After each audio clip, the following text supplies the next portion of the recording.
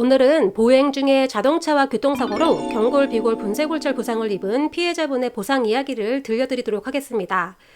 횡단보도를 건너던 피해자 A씨는 속도를 줄이지 않은 가해 차량의 앞범퍼에 부딪히며 다리를 크게 다치고 말았습니다. 정확한 진단명은 경골, 비골, 분쇄골절.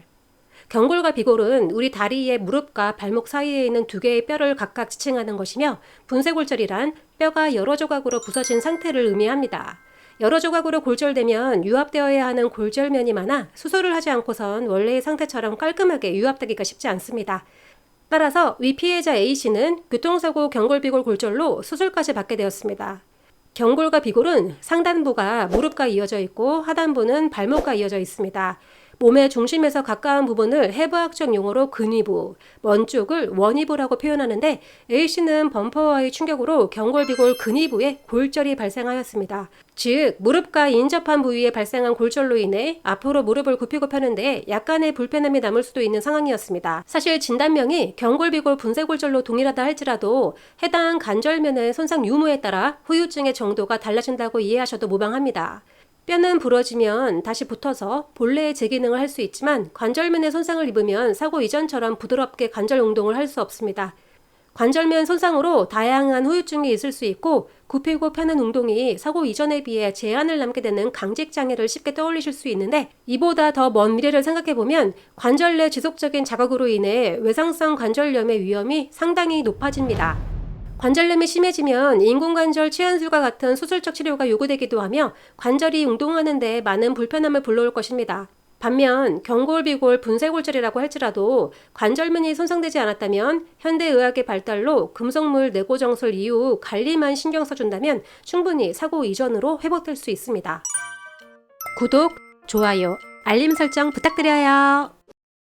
피해자마다 뼈가 붙는 속도가 다르고 재활기간 동안 생업을 포기할 수 없어 전체적인 재활기간에 크고 작은 편차는 존재하지만 결국 정상으로 돌아올 가능성이 높으므로 이럴 경우엔 완전히 회복되는 시점까지는 불편함이 남게 되고, 이는 결국 노동 능력의 감소가 발생한 것과 같으므로 그 기간 동안만큼은 보험회사의 한시적인 후유장애를 주장할 수도 있겠습니다.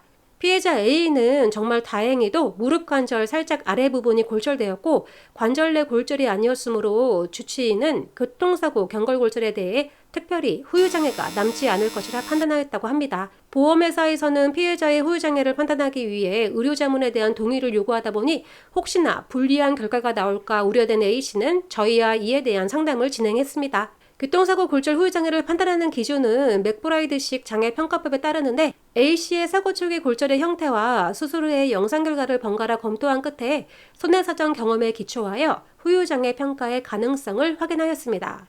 실제로도 반년이 넘도록 충분한 재활 후에도 A씨에게 남아있는 관절의 강직 정도를 고려하여 대학병원 정형외과 전문의가 피해자에게 남은 노동능력 상실의 정도와 그 상실 기간을 의학적 데이터에 따라 최종적으로 감정 및 평가하였습니다. 이와 같은 객관적 자료를 기반으로 손해사정사로서 A씨의 손해배상액을 산정하고 보험회사에는 그 내역과 근거 등을 손해사정서에 기술하여 제출하게 됩니다. 보험회사는 역시나 추가 의료자문에 대한 동의를 요구하며 피해자에게 남은 교통사고 경골골절 후유장애를 재판단하려는 입장이었습니다. 그러나 피해자 A에게 경골비골 분쇄골절로 한시적 후유장애가 충분히 예상되는 상황이었고, 보상과 직원과는 추가 의료자문이 진행되기에 앞서 손해사정에 대한 의견을 나누는 과정이 있었습니다. 결국은 저희의 예상대로 교통사고 경골비골 골절 후유장애를 인정받아 A씨에게 적절한 보상이 이루어졌습니다. 교통사고 골절로 영구적인 또는 한시적인 후유장애가 예상되는 피해자분들께서는 보험사의 의료자문 동의를 해주어야 하는지 많이 질문을 해오시는데, 이에 대한 답변이 언제나 같지는 않습니다. 어떤 사고로 어디를 어떻게 얼마나 다치셨는지에 따라 다르기 때문에 처음 겪은 사고로 손해사정 경험이 전무한 피해자분들께서는 보험회사와 직접 대응하시기에 앞서 많은 손해사정 위임 경험이 있는 전문 손해사정사와 상담 후에 현명한 선택을 하실 것을 권해드리며 오늘의 경골비골 분쇄골절 위임 사례 영상을 마무리하도록 하겠습니다. 지금까지 시청해주신 여러분 감사합니다. 다음에 또 만나요.